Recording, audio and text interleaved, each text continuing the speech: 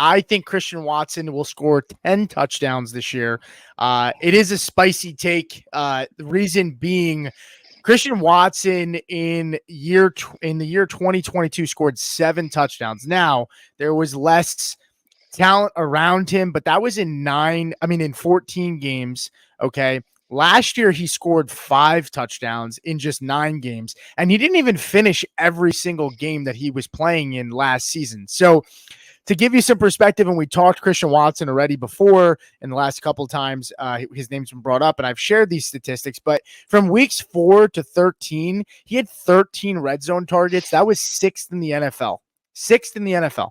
On top of that, he had a 50% target share, which was first on his team in the end zone. So, this is a team that when they're in the red zone, like they're going to look for him early and often.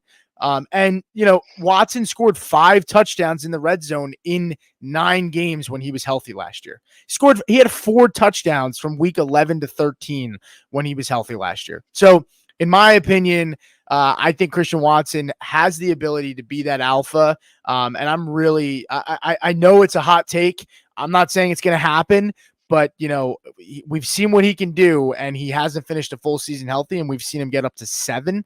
And that was his rookie season. He had 7. So I think he's a little better now than he was as a rookie, and I think he's going to be healthier this season. And if he finishes a full season, I think he gets up to 10. Yeah, no, I actually, again, as much as I would like to argue with you guys in this show, I actually kind of agree with this, especially if he plays the full season. He only had 16% of the team's touchdowns last year.